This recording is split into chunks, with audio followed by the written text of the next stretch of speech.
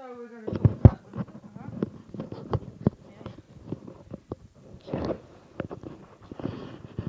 So let's talk about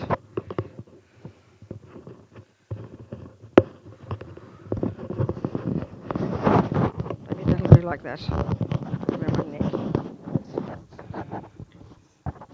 Stick it right up like there. That'll do it. It just doesn't.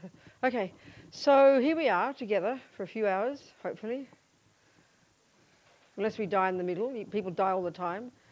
I mean, they stopped the plane yesterday because one of the staff died. We don't think we're going to die, but, you know, just in case. If we're here all day, fantastic. We're going to listen, including me, to Buddha's teachings about happiness, about suffering, about reality. And we're going to listen to it as tools. That's the point. It's like a cooking class. If we sat here raving on all day about how nice cakes are, but I never gave you a recipe, you'd be upset, you know. We need recipes. So everything I'm going to say is actually a recipe. Whether we take it or not and use it, that's up to us. But it is a recipe of how to use our mind, how to change our mind in order to stop suffering, in order to get happiness, in order to help others. That's the bottom line. That's the purpose of Buddha's teachings.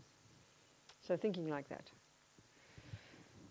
Sangye charang soke chognam la jangchu badu dagni kyab suchi dagi chönyen gipe sonam ki drola penchir sangye drupa shog sangye charang soke chognam la jangchu badu dagni kyab suchi dagi chönyen gipe sonam ki drola penchir sangye drupa shog sangye charang soke chognam la Jangcho Badu Dagni Kyab Suchi Dagi Chönyen Gipe Sonam Ki Drola Penchir Sangye Drupa Shog.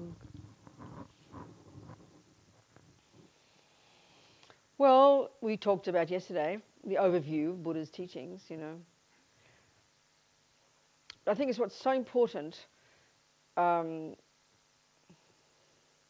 Like in any body of knowledge, you know, if you're learning a body of knowledge, it's really good to have some kind of structure, some kind of levels, you know, so you know where you're moving. You know you're at the beginning stuff, then you go to the middle, then you go to the more advanced. And every body of knowledge we know, whether it's music or knitting or cooking, it's like that.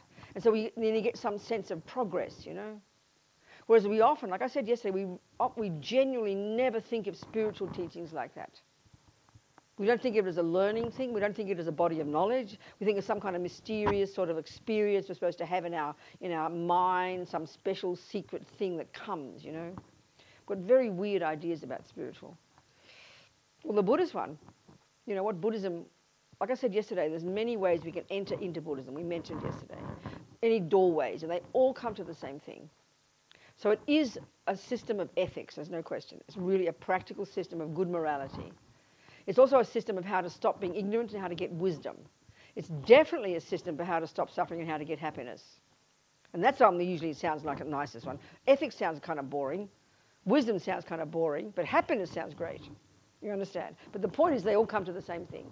And when we understand that, it's a bit of a revelation. It's really helpful. And Buddha's key point is that the extent to which our minds are caught up in ridiculous misconceptions, afflicted emotions, as they say, using the Tibetan word, disturbing emotions, is the extent to which we suffer, and is the extent to which we can't see past our own nose. So the more we have attachment or anger or jealousy or fears or depression or anxiety, is one, the more we suffer, two, the more ignorant we are, and the less wisdom, and three, the more we don't practice morality. We do the opposite. So all these different methods come to the one thing in Buddhism. You know. And then it's presented in a nice, orderly way. So, like as we know, the Tibetan term, especially the Gelugpas use it, the lam rim. Each of the traditions has their own way of labeling the teachings of the Buddha in this nice, progressive, orderly way, a gradual path. Well, that's a really good term in English. I don't know how you use it in German. But, you know, we have grade 1, grade 2, grade 3, and then eventually you graduate. You achieve the result, you know. That's such a helpful way to think about it. And that's the meaning of the word lam rim. So like we said yesterday, the essence of there's 3 stages, like junior school, high school, university. It's a really easy way to think about it. And the more we understand the teachings, the more we read the books and read what's there and hear the instructions, the more we'll know what level they are. And that really helps us really get settled. Then we can get a sense of where we're at on the path, Like I said, in any body of knowledge. So if you're reading a cookbook, or you're reading a mathematics book, you open a random page, you'll get a sense of, that's too more advanced for me, or I've gone beyond there. You'll know where you're at in relation to it. It's very important to get that. So the essence of the junior school, entry-level, grade 1 junior school teachings, the essence of it is where we hear all about the teachings on karma, the law of cause and effect, Buddha's view of ethics, of how to behave nicely. Why? Because that's going to benefit us.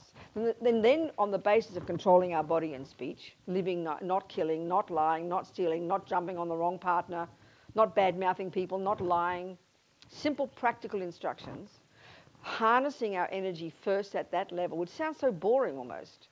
I want to meditate. I thought Buddhism was being about meditation. Well, you can't begin to control your mind if you can't control your body and speech. I'm sorry.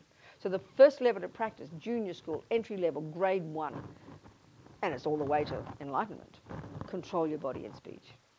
Then you've got some space and time to begin to get to the real job of being a Buddhist, be your own therapist, as Lama Yeshe puts it. This is the real job. This is where you really become a Buddhist. This is where you really apply Buddha's amazing view. You begin to deal with your mind. If you bounce so out of control, if every time you feel anger here, it vomits out the mouth, you can't control the anger. Not possible. So the first job, controlling the mouth, that's huge already. Then you can begin to have having harnessed some level of our energy, we can begin to look at the mind. Tibetan's point here. That's the actual job. And this is an analogy I always use, but again, it's a good way to structure the teachings, to structure the practices. You've got the wisdom wing and you've got the compassion wing. And necessarily, compassion is more advanced. As His Holiness says, compassion is the point of the path, finally, but it's not enough. You've got to have wisdom, because it's university level. And that's a surprise to us, because if we think of spiritual teachings, we usually think of compassion, good heart, love. It's true, it all comes to that. But if you're caught up in attachment and anxiety and self-centeredness and fears, you can't possibly have compassion. You can't see past your own nose. You don't have compassion for yourself. It's not possible to be loving and kind to others until we've got some semblance of clarity about ourselves, some semblance of discipline over our own body, speech and mind. It's so obvious, In other words, how can you teach someone else piano if you can't play piano? How can you teach someone else anything until you've done it? This is the meaning of the wisdom wing, and it's necessarily for one's own sake. So that's where all the nuts and bolts of Buddha's teachings are, all the extensive instructions about the Four Noble Truths, about karma, about the mind, which is the stuff of Buddhism. That's all presented in the wisdom wing. And then how you help others on the basis of that, that's the compassion wing. They're very distinct, different approaches, We have to understand this. So the bottom line for the Buddha, as we said yesterday, the essence of it is expressed perfectly in the word Buddha. This shows the end result. The Tibetan equivalent, Sangye. Sang implies, the etymology, it implies the utter eradication from one's own being, from one's own mind, of all neuroses, all ego, all fears, all nonsense. The stuff that we are so familiar with. And the stuff of the Buddha that is the source of our own pain. And therefore, the source of why we make a mess of our lives and harm others. So the Buddha has found, from his own experience, through his own hard work, that this stuff is not at the core of our being. This is Buddha's amazing, outrageous finding. This is so shocking, actually, if we speak just in ordinary psychological words, which is what Buddha's on about. It's such a shocking concept. You go to any therapist, you look at any system of neuroscience, you talk to psychiatrists and psychologists in our modern understanding of the brain and the mind. No one has a view. There's no view that says you can rid the mind utterly of ego and fears and attachment and anger and jealousy. That's that's seriously mentally ill to assert that in our world. So we hear it in Buddhism, and then because it seems so mysterious, we just think, oh yeah, that's religion, some fantasy future free of suffering. No, it's real right now. It's the way Buddha describes the mind, not how we think about it. So it needs real understanding. You can't just say the words, you can get rid of anger. If you can, you better know what anger is, so you know how to get rid of it. That's the job, you know. And then gye, sangye. Gye implies this is really the compassion wing, the development to perfection of all the goodness. So the first one is getting rid of all the rubbish, and the second one, sangye, gye, is developing all the goodness. So it's a really simple concept. Deceptively simple, because this is implying the approach in Buddhism of how the mind works, which is distinctly, like I'm saying, so different from our usual view of the mind. Like we talked yesterday, you know. Buddha divides the contents of our mind into 3 categories. There's no 4th category. Neurotic, ridiculous states of mind, valid, reasonable, virtuous, positive, beneficial states of mind, and then the mechanics of our mind, like concentration, good memory, lots and lots of these that enable us to do whatever we do, whether you're a murderer or a meditator. So the job of being a Buddhist is to learn to distinguish in our own mind between the neuroses and the goodness. This is it. This is the job all the way to enlightenment. This is it. This is the job. So that means we have to know what he means by the mind, and we have to know how to distinguish a neurosis from a virtue, a weed from a flower. This is the Buddhist approach. This is not how we think in our culture. The other thing that's radically different about this, of course, our view in the modern world, psychology, when we talk about we've got problem, we know we've got anger, we know we have jealousy, we know we're anxious, we know we're depressed, but we're very convinced the causes are out there. This is completely normal. The world lives this way. This is what's called samsara. This is the samsaric philosophy, basically. And dogs and ants and monkeys do it as well. This is the deluded view, the deepest deluded view in the mind. You feel anger? Yes, I'm angry. Why then? So we look back into the past trying to find a needle in a haystack. What was the cause of Robina's anger? Well, her mother must have hit her. Her daddy must have done this. Or it's in her genes or DNA. So then when we find that cause, we then think, oh, phew, off the hook. It's not my fault. I'm angry because of this, I'm jealous because of that. I'm happy because of this. It's dualistic. Of course, the external world plays a massive role. Buddha doesn't disagree. But his point, it's so outrageous, it's so shocking actually, is the main source of my happiness is my own capacity for happiness, my own joy, my own positive qualities. And the main source of my suffering is my neuroses. These words are so simple, they're not complicated. But to actually internalize this is the difficult job, the most difficult job we will ever do. But that's the job, essentially, of being a Buddhist.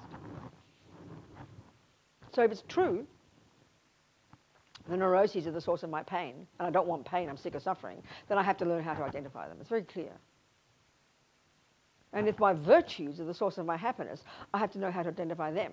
And then in order to do the job of ridding the mind of the rubbish and growing the goodness, you've got to learn to be a good gardener. You've got to know what is a weed, how you identify it, and what is a herb and a flower, how to identify it. So you then know how to do the gardening. It's really not complicated, but it is difficult, only because we don't think of it this way now.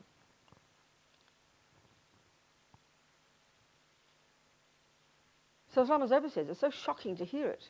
The vast majority of all humans on this planet have absolutely no idea that what goes on in their mind plays any role at all in their lives. And not only do we not realize what goes on here plays any role, we don't even know what goes on in here because we're addicted to the outside. It's the nature of samsara. It's the nature of this sensory being that we are. We live through our 5 senses. That means we identify the world out there as life.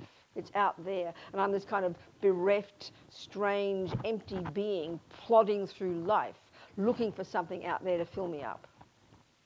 This is how we live our lives, This is samsara. Join the universe. We're all in it. So being your own therapist, as Lama Yeshe says, sounds cute. Sounds like really good marketing. It is good marketing, but it's absolutely true. It's the actual job, of being a Buddhist. Actually, Lama said, be your own psychologist. He didn't say therapist, but I keep saying that one. Be your own psychologist. That's the job of being a Buddhist. Excuse me.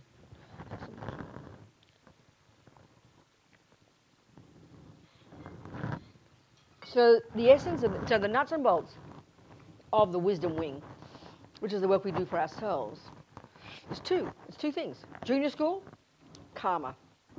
High school, the mind. That's the essence of it. There's more to it, but that's the essence of it. So we need to abide by the laws of karma, understand karma. And what karma is, as I said yesterday, it's way more than we think. Most of us think of it as like a big stick that you use to beat yourself for being naughty. It's like an alternative to God punishing you. It's so naive to think. It's so simplistic and embarrassing and utterly wrong, Karma is just shorthand for the law of cause and effect. Well, the law of cause and effect we understand. We're geniuses at it. We're these brilliants in our understanding of the world. Mathematics, botany, all the laws that we know are all laws of cause and effect. You learn that law, you see the result, you do it every time, you get the result every time. We get that. That's what a law means. It's consistent and coherent. Well, Buddha's expertise isn't the law of botany or the law of, gravity or the law of mathematics. Buddha's expertise is the law of happiness and suffering. How to get happy, how to stop suffering. That's his expertise. That's what the law of karma is about. How to get happy, how to stop suffering. That's it. That's what it means. So because Buddha's not a creator, he doesn't assert a creator. We don't need creating. He says it's an unnecessary addition. We don't need creating. Our mind is beginningless and endless. We create our own reality, and that's really what the law of karma is. It's just a way that everybody's life, karma, the law of karma, plays out in the minds and lives of all sentient beings. Like the law of botany plays out in gardens, doesn't it? It's another way. It's a way of saying it. What a garden is the product of the law of cause and effect called botany. Well, what lives are, individual lives of the ant, the monkey, or the human, is the product of the law of cause and effect playing out in that mind, created by that mind. It's a dualistic view. The dualistic view, and it's not criticizing you. If you have faith in God, that's, please, all power to you. But it's a dualistic view from the Buddhist perspective. There's a being up there who makes you and punishes and rewards, whom you're answerable to. The Western one, the modern one, the materialist one is the same. Mummy and Daddy, they're the bosses, or the police or the government or Mummy and Daddy. There's always something out there that imposes laws upon us, and we have to obey those laws, and if we don't, we get punished. If we do, we get rewarded. That dualistic view is the one that we all live according to. Buddha disagrees with that. Karma is a natural law, he said. And whatever we do, whatever we think, whatever we say, brings its own result. You don't need judgment, you don't need punishment, you don't need reward. There's no one up there pulling the strings. There's no one up there running the show. There's no concept like that. Whatever I do, Buddha says, brings its own results. My mother used to say, my Catholic mummy, virtue has its own rewards. That's karma. That goodness itself, Buddha is saying, brings not just now some peace of mind, but it sows seeds in the mind that produces future happiness. And negativity now, anger, neurosis, all the dramas and the actions we do on the basis of that brings suffering. Of course, it seems pretty abstract to us. We don't think this way. So we've got to think about it. It's an incredible explanation of the universe, actually. And the literature for thousands of years, from the Hindus before the Buddha, these genius yogis discovered this from their own internal work. Of course, Buddhism's got its own take on it, But it's a vast explanation of the universe. So this massive body of knowledge, And to be really serious Buddhists, we have to understand it. Because it's the basis of your practice. It's the basis of practice. And what creates karma is the mind. So we have to know the mind, have to understand the mind, how it works. Buddhist psychology, Buddhist the epistemological model of the mind, the psychological model. We have to understand it. That's the nuts and bolts of being a Buddhist. You've got to have a gardener. You don't just believe in botany. This is a really crucial point. We think of religion as belief. But can you imagine just saying, I believe in botany? Oh, I believe in botany. No one says that. It's silly. Oh, I believe in mathematics. I'm happy you do. It works. But believing in it doesn't do any use at all. You've got to do it, which means you have to learn it. Same here. Believing in reincarnation, believing in karma, believing in good ethics is just nonsense. You've got to do it. You've got to know it and apply it. That's what being a Buddhist means. And what does karma is the mind. Body and speech are the servants of the mind, you know. They just act out the mind's wishes. That's why first level of practice is behavior. Control your body, control your speech. Then you get to the real job of becoming your own therapist. You know. On the basis of this, we're now qualified to help others, to whatever degree.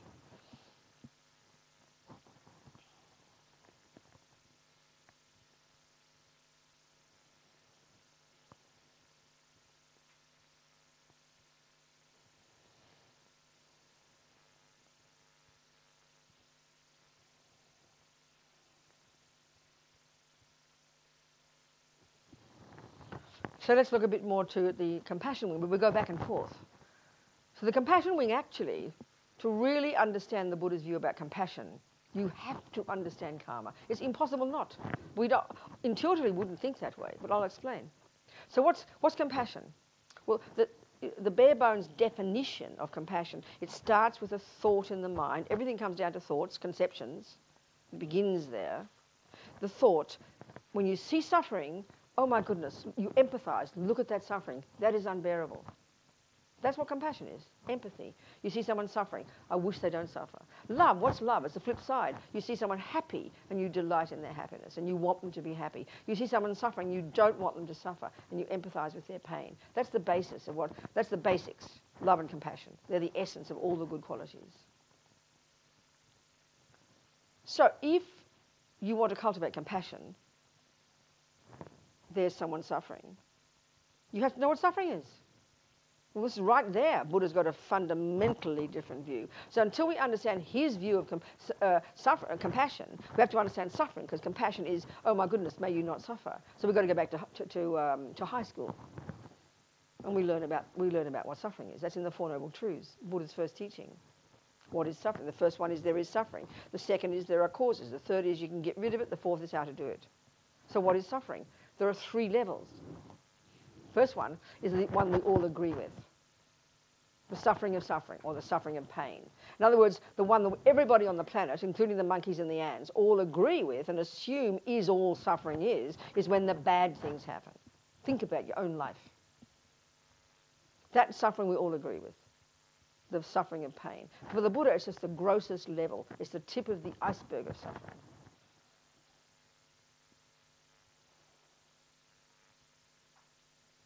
So if we look at just that suffering, forget the next 2, which I'll discuss, just that level of suffering, and then we look at the world, and we see people, then we understand, we can see that suffering, the wars, the starvation, people being abused, people being harmed, poverty. We can see it on the planet. That is the only suffering we all identify, the only one we see.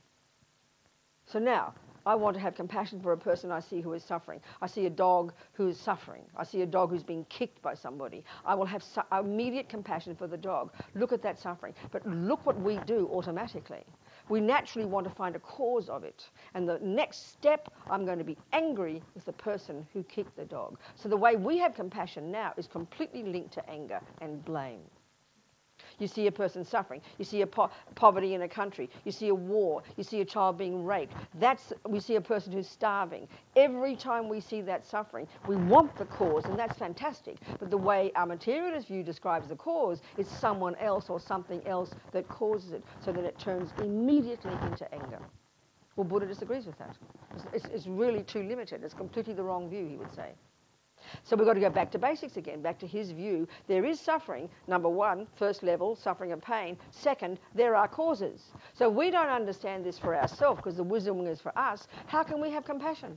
So guess what? What are the causes of my suffering? Being punched in the nose, being harmed, being raped, being harmed, not getting credit in the bank, having a pain in the knee. That's called suffering. What's the cause of it? Well, Buddha says, sorry, Robina, there are 2 causes, baby, and they're both inside you. Big shock. He doesn't disagree. The boy who punches me in the nose is part of my suffering. But that's only a secondary cause for him. This is technical stuff, but so shocking for our mind, you know. It's like technical.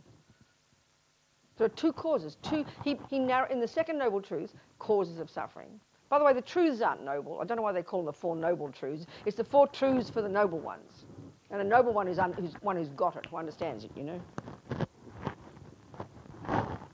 So what are the two causes of suffering? Karma, you learn about that in junior school. Delusions, you learn about that in high school. And in the beginning stages, the Four Noble Truths is talking to you.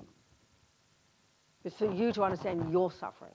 And that's why the first and second scopes, as the Tibetans call it, or the junior school and high school, or the wisdom wing, this is for us. This is the internal work we have to do to get in touch with what our suffering is. And we're just talking the first kind here. Forget the second and third, which we'll talk about.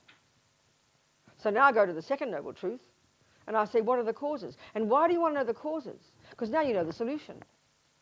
But how we hear it is guilt and blame. And, oh, you mean it's my fault. You mean we get all this guilt and we're neurotic, you know.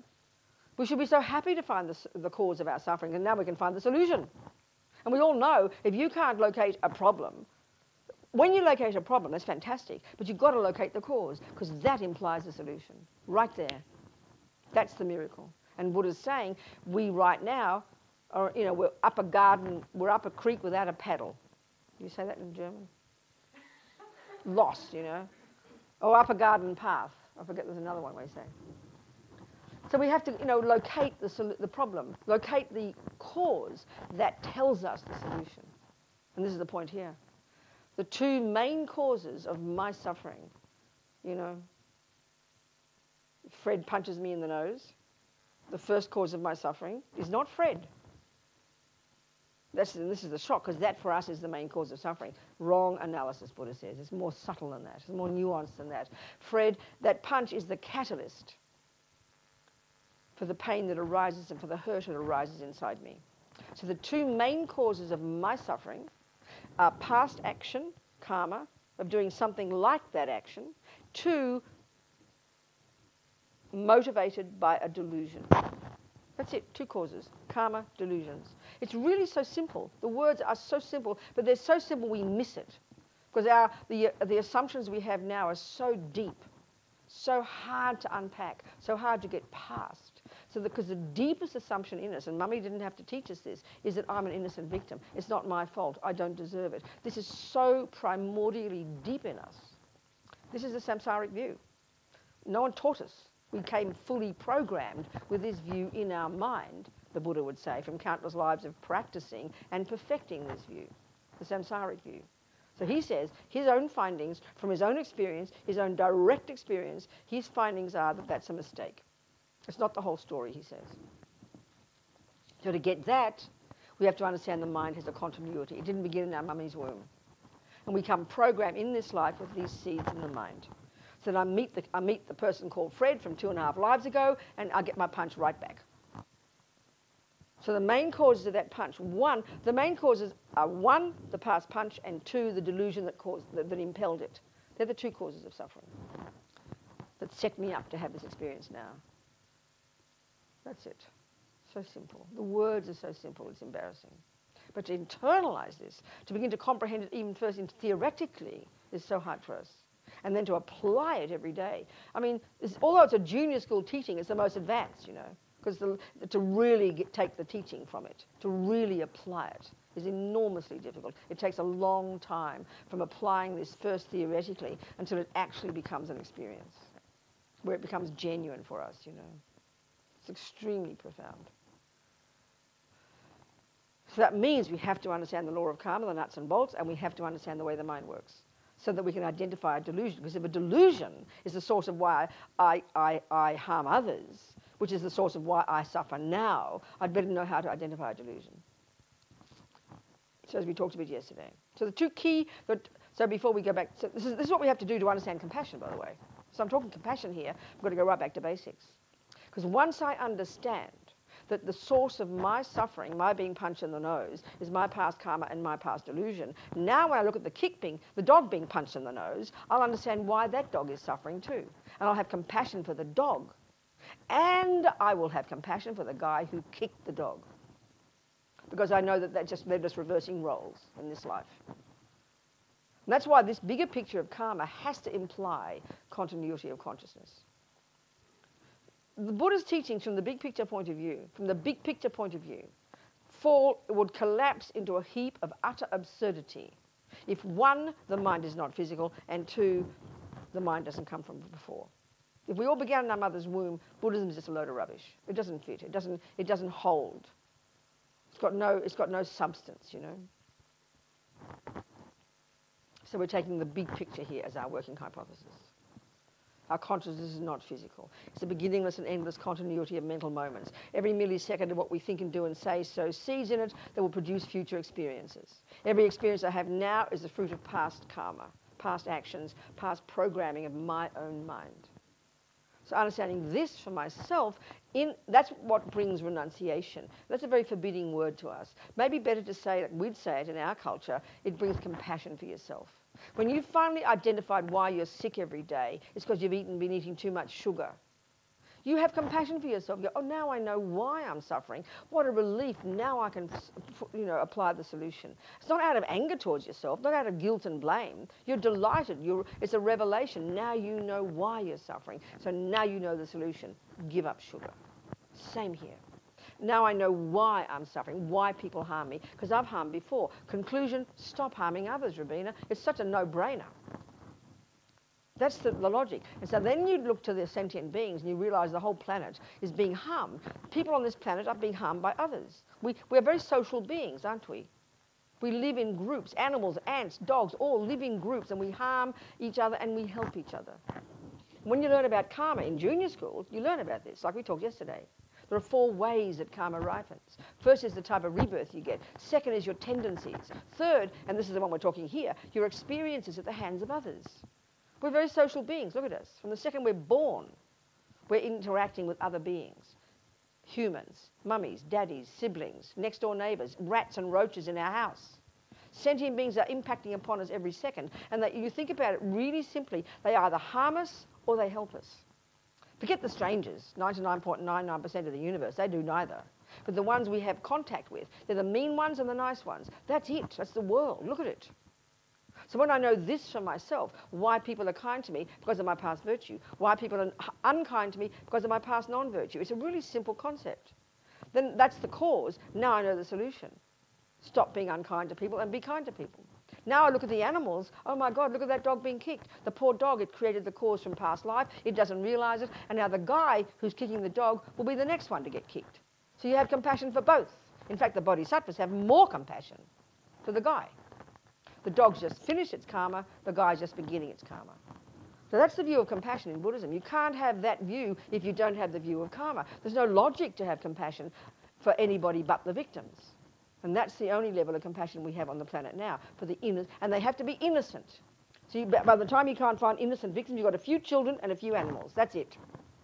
So our compassion is limited, and it's based on anger, or confusion, or fear.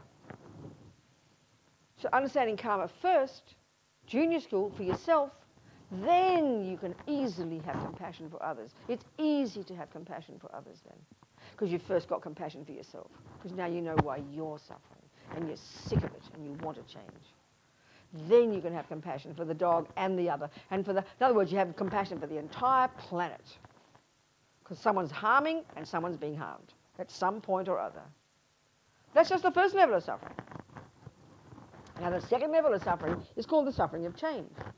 And this enables us to have compassion for all the people who don't look like they're suffering. Who don't have the first kind of suffering, who don't have poverty, who don't have people beating them, who don't have, sickness, who have lovely houses and money in the bank and the things that we would call happiness. But the Buddha says, sorry guys, that's another level, that's a subtler, more nuanced level of suffering, an even worse level of suffering. Because we're seduced into thinking it's happiness. And that's hard to hear. That sounds like moralistic. It sounds like Buddha doesn't even let us have any happiness at all. So it takes time to understand this one. The suffering of change, it's called. The suffering of change. So the simple understanding of that is fairly evident. But the broader meaning of the suffering of change is all the good things that happen to us. So to understand this, We have to understand high school, which is the mind. We have to understand attachment, because this kind of suffering, the suffering of change, is based on the understanding of attachment. The first kind of suffering is based on karma, which is junior school. The second kind of suffering is based on high school, which is understanding the delusions. So the obvious level, the first level, is behavior. When you harm others, you get harmed in the future. The second one is the mind. It's more subtle.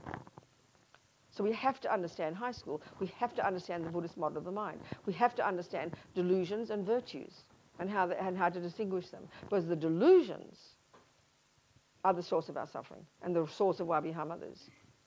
And the attachment of the three main poisons, out of the 84,000 mental illnesses that Buddha has identified, the afflictions, the kleshas as he calls them, there are three. He narrows it down to three. Ego grasping, the root delusion, which we'll talk about, which gives rise to attachment, this bottomless pit of neediness to get the delicious things, and which gives rise to anger and the panic attack of aversion, anger, depression, despair, when it doesn't get the nice things. Understanding these three, the beginnings of these, just attachment and aversion, in fact, in high school, we can deeply understand our own mind. Then we can understand the subtle level of suffering, which is the suffering of change, which is what's actually what we think of as happiness. So basically in life, we don't want suffering, which means the first one, so we spend our lives trying to avoid the bad things. And we do want the nice things, so we spend our life trying to get the nice things. Well, that's the function of attachment. Attachment's job in here is like the motor that runs us. It's this assumption. It's this assumption that I must get only the nice things. I must get only what I want. That's what attachment thinks. And it spends its life trying to do that. And the millisecond attachment doesn't get what it wants, the noise, the unkind word, the pain in the knee, the difficult temperature, the wrong coffee, the punch in the nose, you name it. Aversion is what arises, and anger is the volatile level of aversion.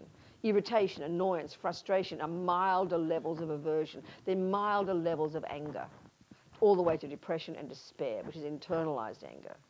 So aversion is the response when attachment doesn't get what it wants. We spend our lives between these two. That's it. These are the source of our suffering. So hard to see it initially. It sounds so silly. It sounds so simplistic,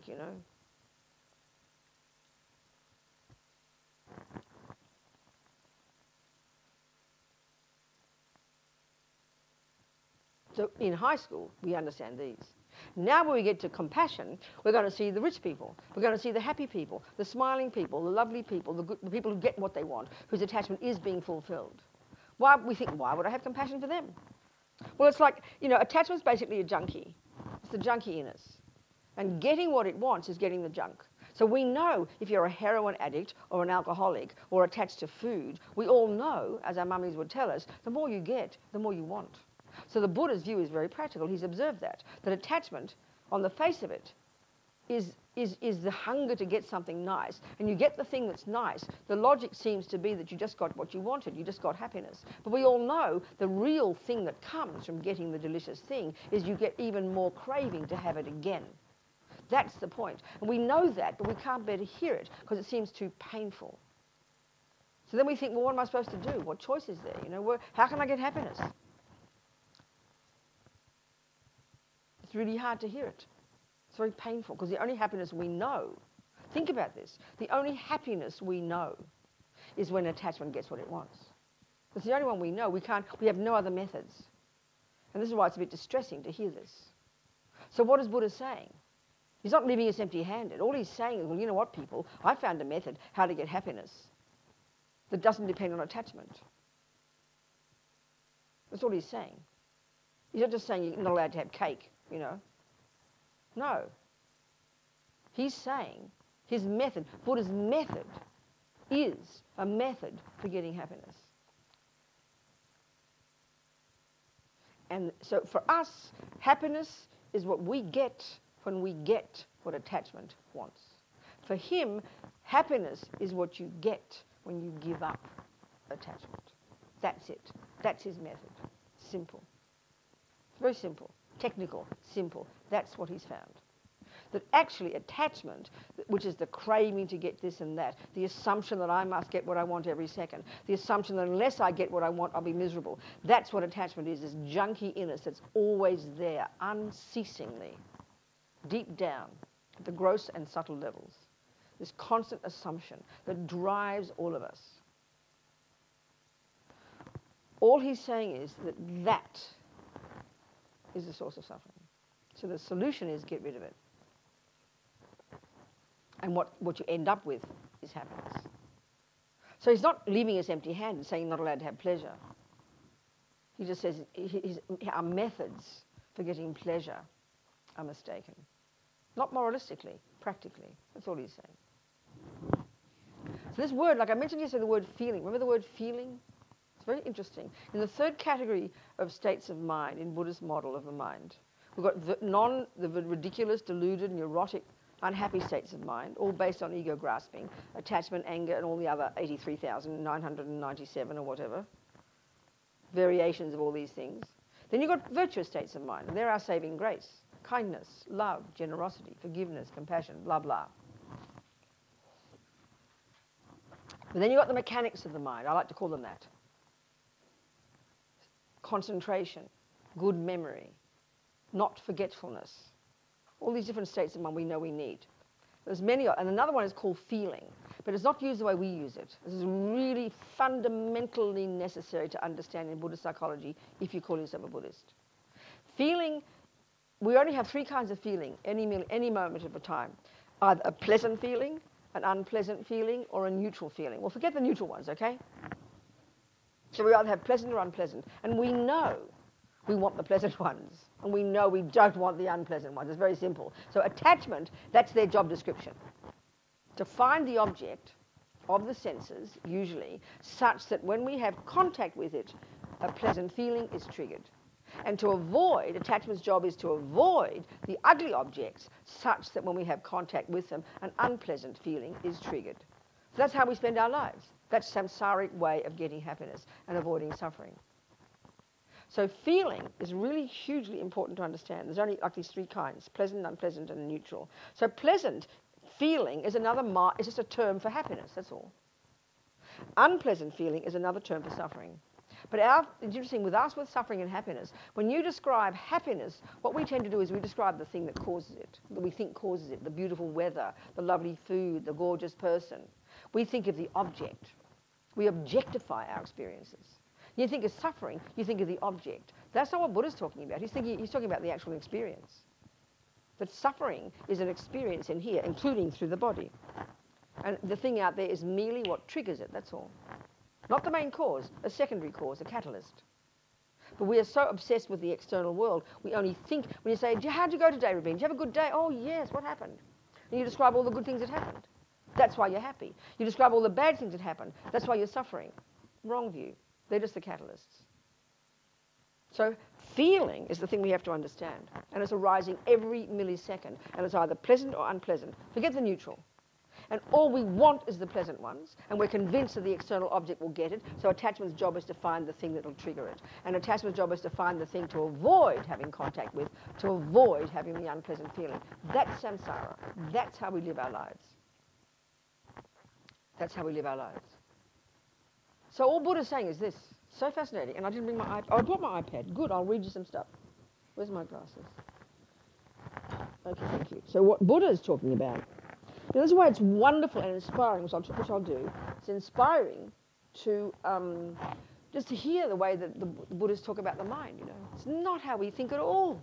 And it's so inspiring. And Lama Yeshe's wonderful at this. This book of Lamas that is out now in September. It's come since September in English, called Mahamudra. How to Discover Our True Nature. Lama gave this commentary, well, obviously years ago. It's beautiful, beautiful. It's based on this classic text by the Panchen Lama in the 17th century, 18th century. It's the text that the Gelugpas use as the basis of all the teachings on Mahamudra. And Mahamudra is a term for emptiness, and it's a particular technique of meditation that enables us to realize emptiness. And the object of our using the two modes of meditation. There are two modes of meditation in Buddhism. Concentration meditation, or calm abiding, which the world vaguely knows as mindfulness. much of it misunderstood. And then the second mode of meditation is called insight. So normally the traditional concentration object that one uses to get concentration is the breath. As Buddhists taught us to use the breath. It's a good start. But this particular object in Mahamudra is more subtle. It's using the mind. We did this yesterday just briefly. You learn the focal point for your concentration is your own mind, whatever arises in your mind. And eventually when your concentration becomes stable, the name of the object that you're focusing on is called the clarity of your mind. It's kind of when the mind is stable. And then the second mode of meditation, insight, is where you then learn to identify the way the self functions, to identify and then learn to eventually realize emptiness of self. Eventually, the emptiness of the mind as well. But the way Lama talks about the mind and the way Buddhism talks about the mind is very inspiring, because we're not describing the brain here, we're describing our cognitive process itself and how in its nature it is clear and pure. In its nature. So let me just read Lama, it gives us some inspiration. I needed something for my... Where's my mother? Where is she? What happened to her? Oh, there you are. I'm a bit crippled here. I've got no armrest, I've got no table. Don't hold it for me, just give me something to put it on, perhaps. Turn the table up. Isn't it any? It's not going to turn, it's be too big. Okay. Just something, darling, just so I can have it in front of me. I can't hold everything. No, it's ridiculous. My knees are too small. Yeah, of course it will be. Thank you so much. Even if I had an armrest, it'd be better. But I haven't got an armrest, have I? That's too low. Give me something to put it on. Thank you. More. Thank you so much. There's two there, several there. That's better now. I can do something. Thank you. That's great. Okay. All right. Where are we?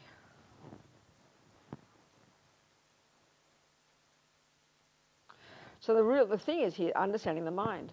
In Buddha's view, not our view, not the brain. We're not discussing the brain, you know. The brain is not clear in its nature, that's true. That's why these words sound so stupid to us if we think of the brain. The brain is not clear in its nature. Where's it gone? Library.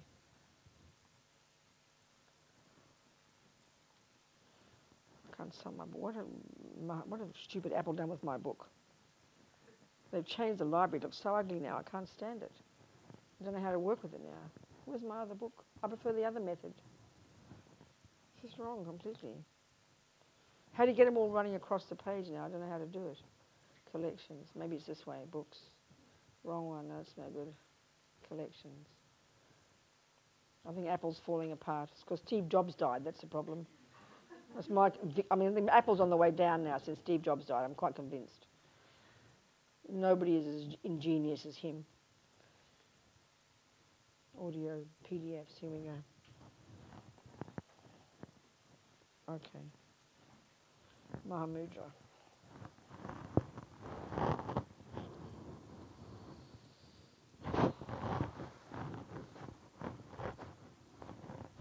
All right.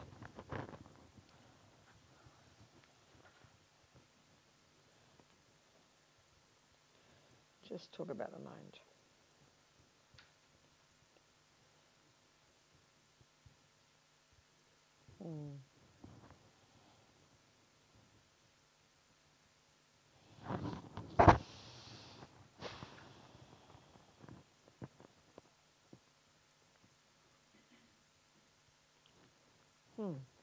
Where is it? Okay, yeah. So before meditating on your mind, establish what it is. So normally we meditate on Buddha's image or on the breath or on other things, but in Mahamudra we contemplate our own mind, our consciousness. So what is it? What are its characteristics? Well, from the Buddhist point of view, consciousness has no substantial or physical characteristics. It has no colour, no form. You can say it's like space. And this is pretty abstract for us. As His Holiness said in his commentary on this text, you know. Easy to say mind is not physical, but to begin to comprehend it, not to mention actually experience it, that's really complicated. That's really hard. All you can do is start with the words, though, isn't it? So it's not form, it's not shape, it's not colour, you know, it's not physical. It's got a clean, clear nature, a clear light nature. We call it, the definition of mind in Buddhism is that which is clear, which means not physical, and that which cognizes, Its job is to cognize. And this is fundamental to understand in the whole of Buddhism. When you study Buddhist philosophy, first, you start with understanding there's different terms for that which exists.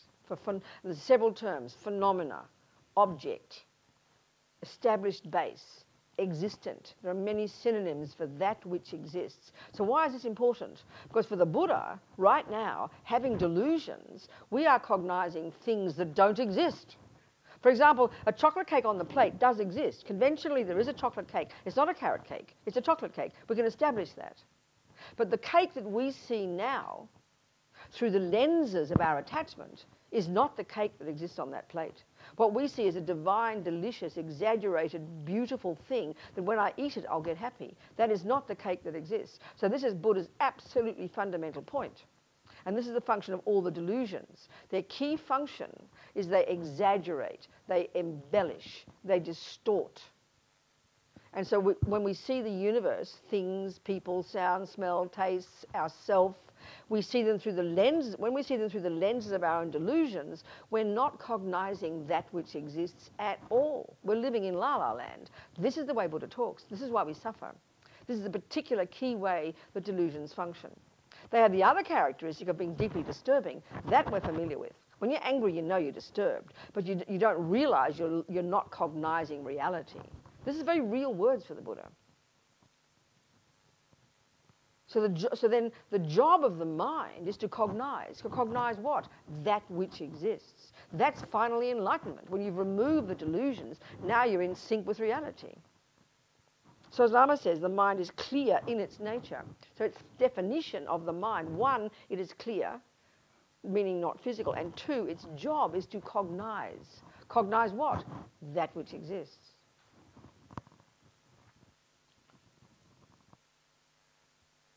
So this clarity of the mind is its conventional nature. Emptiness is its ultimate nature. So consciousness perceives reality like a mirror does. It reflects. However, if the mirror is not clear, it's obvious, isn't it? That it can't reflect accurately. All the same, unclear mind. When the mind is full of attachment or anger or fears or whatever you name it, what it cognizes appears back, as Lama Zopa says, it appears back to us wrongly. It's really obvious. If you see the reflection of a tree in a clear body of water, it's reflected accurately. But as soon as the water's turbulent, the tree that you see looks completely distorted. Well, we believe in the distorted tree. We believe in what we see. This is one of the key ways Buddha talks. Bad enough, as Lama Zopa says, that something appears back wrongly to us through the lenses of our anger. But the worst thing is we believe in that reflection.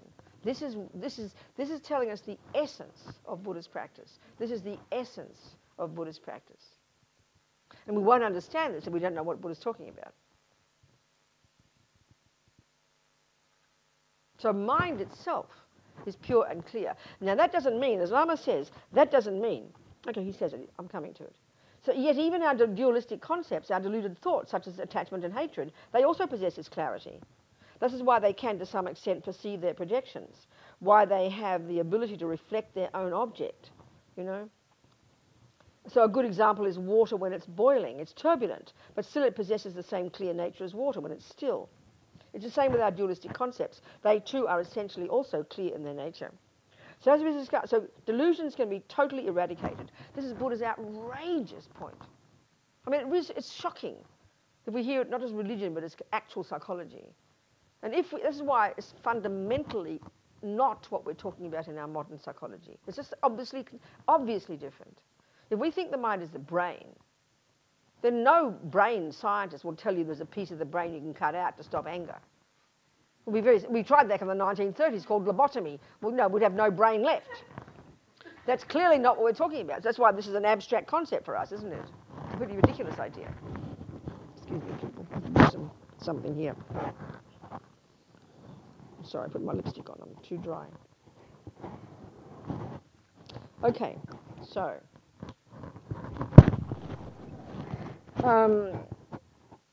delusions can be totally eradicated. You've got to understand that. because that's the essence of what Buddha has found. That's what he's found. That's his amazing experiential finding from his own experience, not some revelation from somewhere, you know. This is the point of all the Buddha's teachings. This is a unique approach that Buddha has. So the tarnish, so, you know, he uses the example of Maitreya, using the example of tarnished gold. The tarnish is not in the character of the gold. It can be removed. So the same with the mind. The delusions, anger, attachment, ego grasping, the root delusion, are there in the mind, there's no question.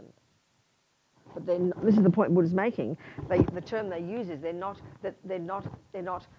are adventitious, meaning they're not at the core of our being. They're not integral. They're not essentially oneness with who we are. That's Buddha's outrageous finding. This is astonishing. This is why when we begin to comprehend even a little bit that our mind is in its nature pure, as Lama says, I'm not saying you're enlightened already. By saying your mind is pure, we tend to have the assumption we began as pure and then we got dirty. Not possible. Not possible. Impossible. And it's not saying that.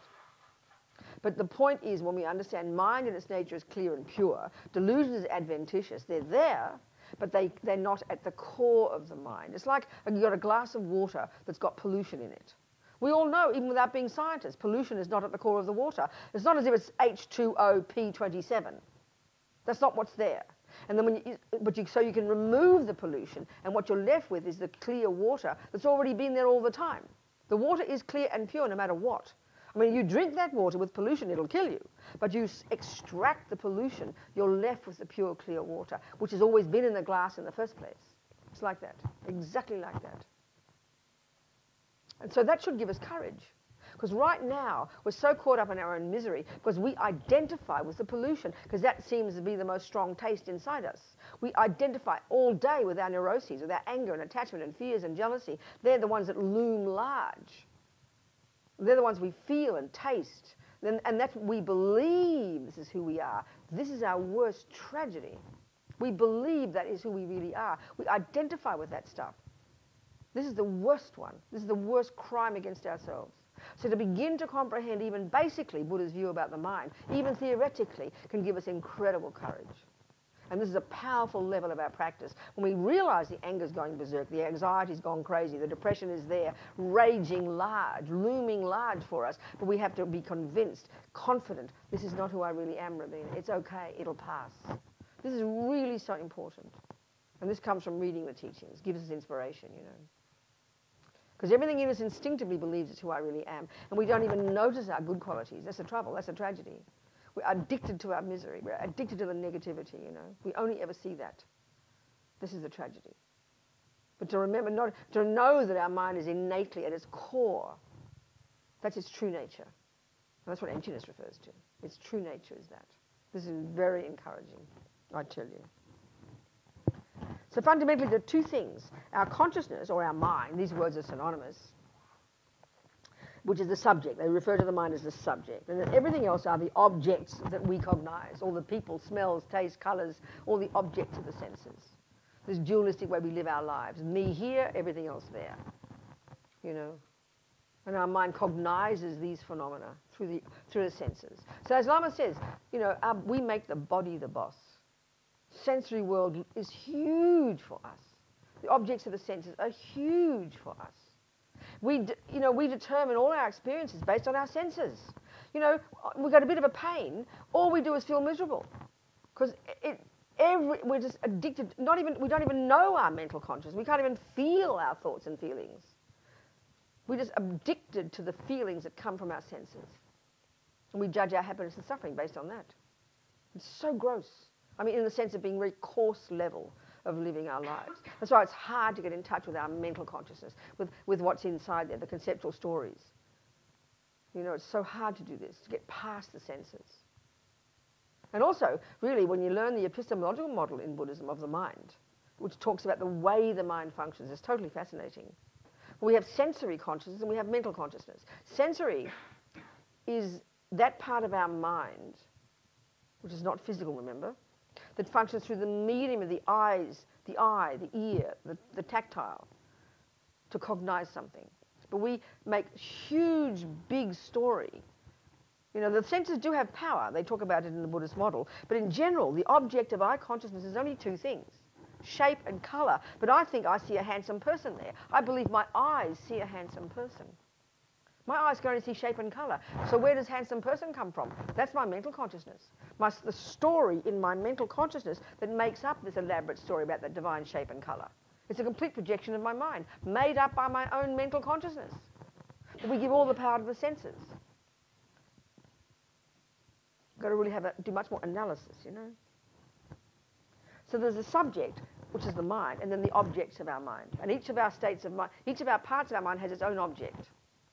Eyes have a certain object, ears have a certain object, and our mental consciousness, the delusions, the virtues, all have their own object. So the analysis we have to do and the clarity we need to really know our own mind is pretty amazing. Not how we think in the West at all.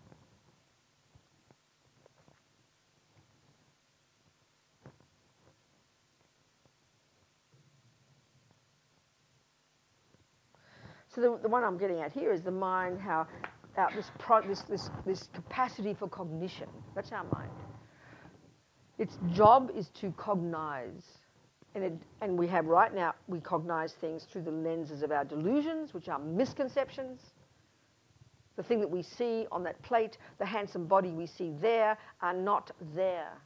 They're stories made by our distorted mind, the turbulent mind, that causes the tree to look crooked. And we believe in the crooked tree. So this is where, if we can begin to even understand this, as Lama Zopa says, to see the thing as it is and then not to believe in it, this is really powerful. We've got to catch it continuously, you know. So, back to compassion.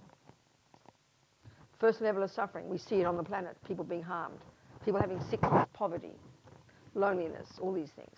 That's the first level of suffering. To have compassion for them is based on understanding the causes of their suffering. And the causes of their suffering is not the person who harms them. That is part of it. You can't argue that. The cause of their suffering is their past action of having harmed that person before and the delusion that compelled them to do it. That's the main cause of that person being harmed now. And the main cause of that person harming them is because they were the victim in the past.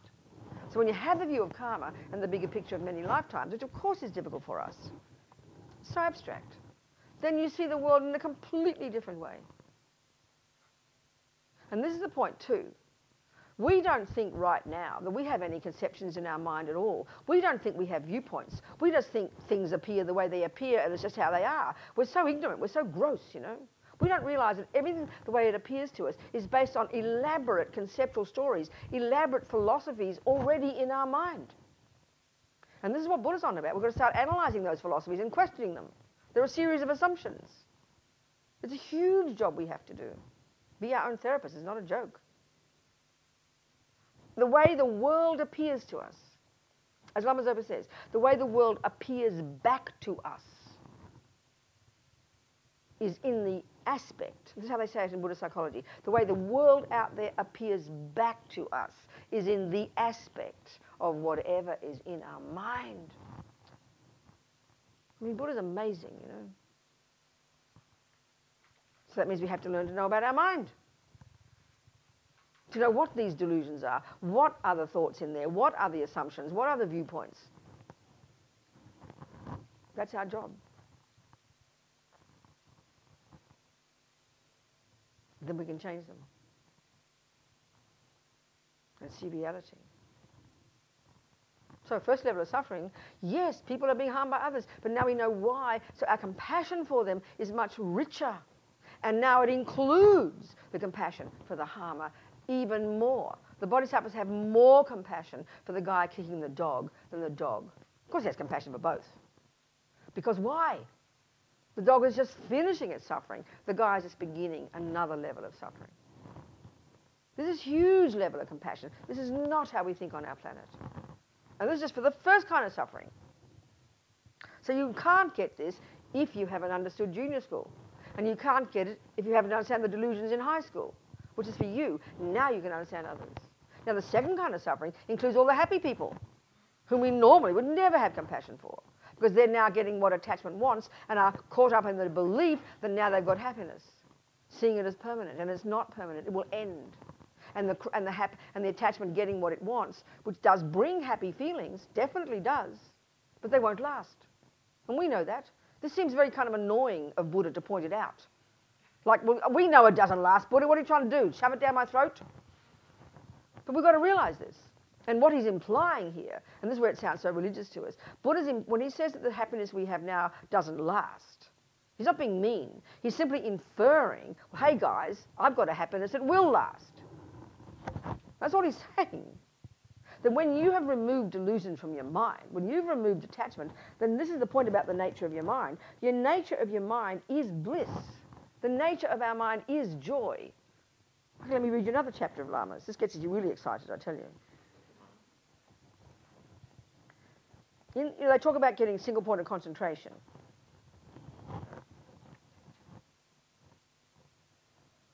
This wonderful technique the amazing Hindus before the Buddha came up with, these genius yogis, you know. And then Buddha came along and he went as far as he could go in that Hindu system and removed all the grosser delusions all the way to the subtlest one, and then he realised they still sustain something as a self. And he said, no, they haven't gone far enough. That's when he diverged in his own direction about the nature of self. That's where his teachings on emptiness come in. So single point of concentration is this ingenious, brilliant psychological skill that enables us to completely steady, completely subdue, completely discipline the grosser level of our consciousness, which is the berserk, uncontrolled thoughts, which we in our culture think are normal. But for Buddha, it's like serious mental illness. We can completely subdue that level to the point where we totally cease the grosser level of conceptuality and sensory. We go to a subtler level of our own consciousness, which is asleep for us right now. And that level of consciousness is in its nature, because it's unencumbered by the delusions and the sensory berserkness, it's completely in the nature of joy and bliss. Do you ever invite Venerable Rene? Does he come? Yes. He's been? Yes. Well, then keep inviting him. Or use his videos, please. You have a whole series of his teachings on video. When I interviewed him in 1995 in Mandala magazine, when I edited it, it's 25 years ago, right? He told me about then, because he's a meditator for the last 40 years. Even then, he told me about one of his main first 2.5-year retreats on single point of concentration at Urselling in Spain, above Granada somewhere in the mountains, Sierra Nevada or somewhere, isn't it? Where he's the spiritual program coordinator, this boy here. Anyway, I interviewed him, and he said, the concentration meditation in the text is described in terms of 9 stages of cultivation, from gross berserk conscious to completely subtle, calm, clear consciousness. So he said he maybe touched upon the 5th of the 9 stages in that 2.5 years. And he said something like this: no question, Robina, that the joy that I experienced in my mind just naturally was so superior to any joy I'd ever experienced through my senses. So if we think about it, the only way we experience happiness is through our senses. It's rare we wake up in the morning kind of blissed out. We might, and it might last for a minute and it goes, you know. We can't sustain it, and it just seems like to us hit and miss. But this is the point about this technique. Of course, this is not the point of becoming a Buddhist, but it's really powerful to hear this because it gives us courage to know what our mind is capable of. And this single point of concentration, the Hindus, this was what they said was liberation. So it's so outrageous what you can achieve, but as far as they're concerned, that's liberation, subduing the mind to this subtle level. Buddha says, no, more to do. So for Buddha, getting concentration is just a stepping stone to now get insight into reality in the second mode of meditation based on single point of concentration. But Lama, being so kind to encourage us, wants to get us excited about the potential of our own mind. So let me tell you some of the qualities you'll get if you get single point of concentration.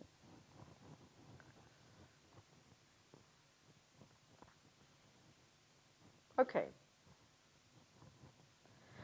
As I mentioned, to achieve the realization of Mahamudra, the reality of non-duality, we first need to develop calm abiding. In fact, this is a term that's used to refer to the first mode of meditation, shamatha in Sanskrit, shine in Tibetan.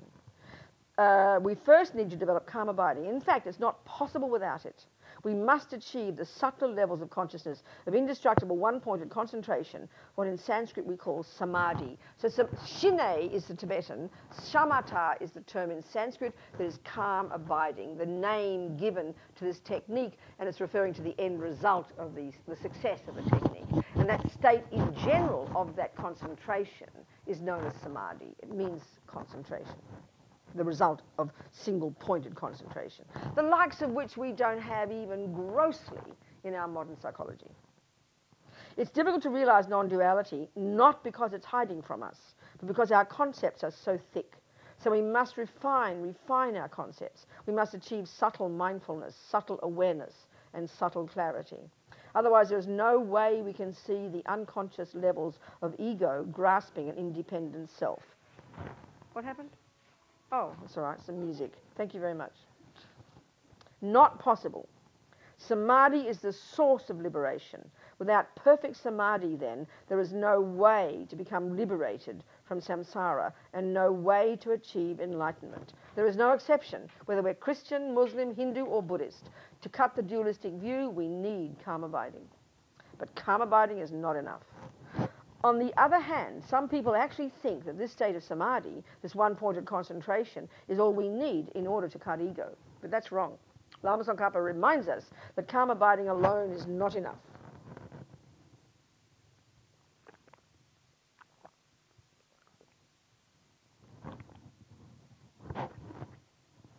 To cut the dualistic view, we also need to develop special insight, or vipassana in Sanskrit. In Tibetan, we call it hlaktong.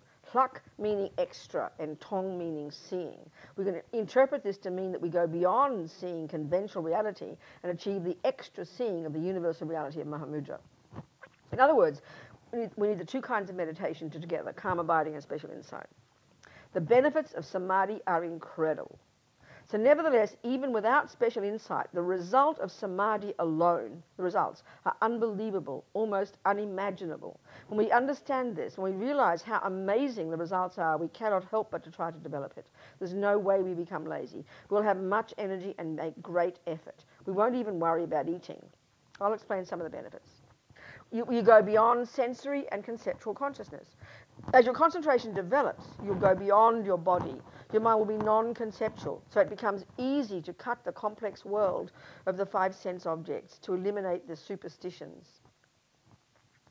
It's one of the many terms that can be used to refer to the delusions, and it's a very accurate term. If you're superstitious, you believe in something that doesn't exist. Well, that's what attachment is. It believes in a delicious cake. It believes in a delicious Fred who will make you happy. That Fred does not exist, so it is a superstition.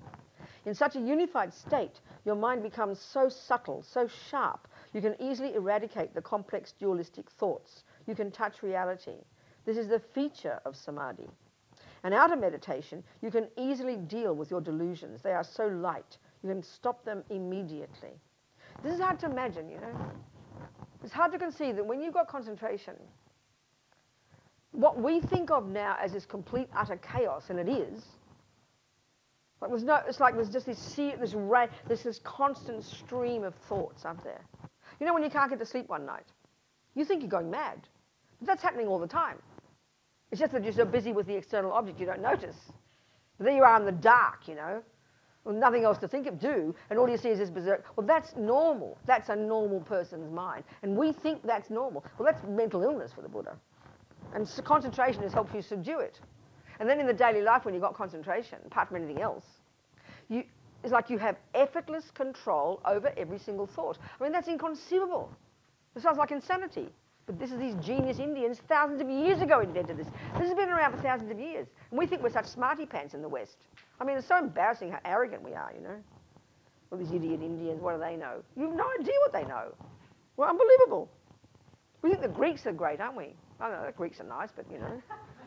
These Indians, they're incredible. You experience bliss. Okay, the word pleasure, the word happy, it sounds kind of mild, doesn't it? The word pleasure sounds a bit naughty, like sin, doesn't it? Oh, pleasure, you know. This is another word for pleasant feeling. So pleasant feeling has a whole range, from the mildest feeling of kind of vague pleasure to intense bliss. You listen to Lama. In the subtle state of concentration, you experience bliss, ecstatic bliss. He's talking real, just naturally. That's what Renee was saying. And it's only the 5th stage, forget the 9th. The more concentration you have, the more integrated you are, and thus the more rapture, the more bliss you experience. This is hard to imagine, because the only way, even just to get the bit of pleasure from a piece of cake, look how much effort it takes. To make the damn thing, then you put it in the mouth, and within 3 minutes it's already going downhill. Do you understand? All the effort just to get a bit of pleasure. This is your own mind. It doesn't need an object. This is what's so amazing about this view, You don't need an object. You just have to control the delusion, that's all. The more rapture. Lama amazed me, because when I first started, I remember meeting a person, an American fellow, who's dead now. It's late, I can give you a tea break. Do you want a tea break? Yes. You want a tea break? Some kind of break. Okay, have a break. Okay, and I'll read my iPad. Go on then. No.